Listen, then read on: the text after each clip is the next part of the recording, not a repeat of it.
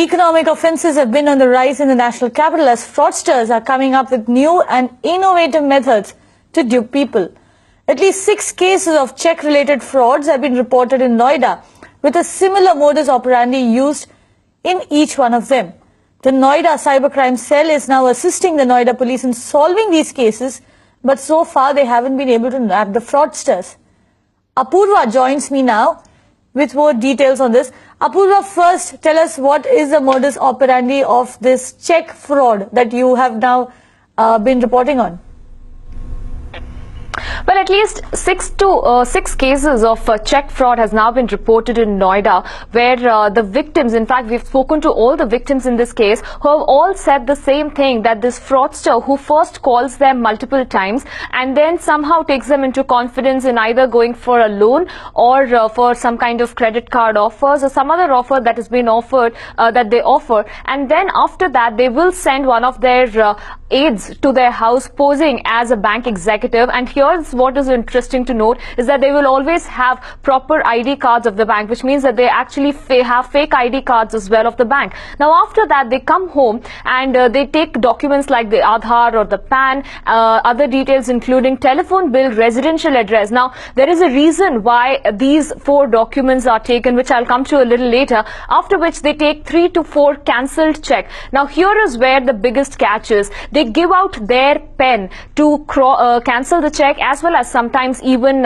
sign the check, after which they take all these documents, and then 4-5 days later the victim realizes that his phone is switched off. This is where the fraudster would have called the mobile service provider, given him details like the Aadhaar, PAN, details regarding telephone bill, residential address, saying that the victim's phone has been stolen or there is some issue with the SIM and that SIM needs to be temporarily deactivated. When that SIM gets deactivated, that is when they take that check, the cancelled check, to the bank and they withdraw. Now the victim, in fact, in this case, who went to the bank to question as to how can a cancelled check, how can 4,70,000 be withdrawn from his account, to his surprise he saw that the same check that he signed and cancelled was the check that was used to withdraw money.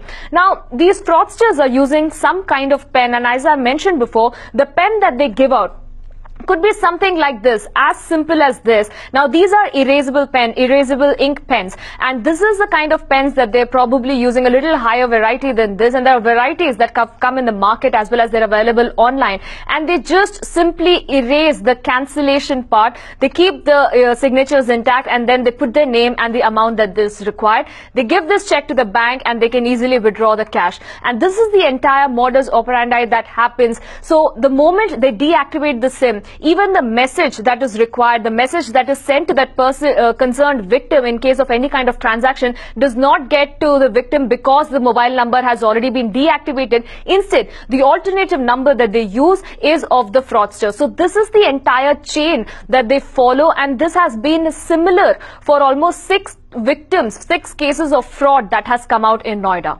Right, Apurva, this is very scary, and I'm looking at footage over here of you writing on the check and then signing it off, and this is a pen that can be erased from what I can see. But tell us this means that essentially you cannot really hold anybody liable over here. You can't hold the bank liable, you can't hold you can't file a complaint, because technically you have signed on the check and the check has been cashed.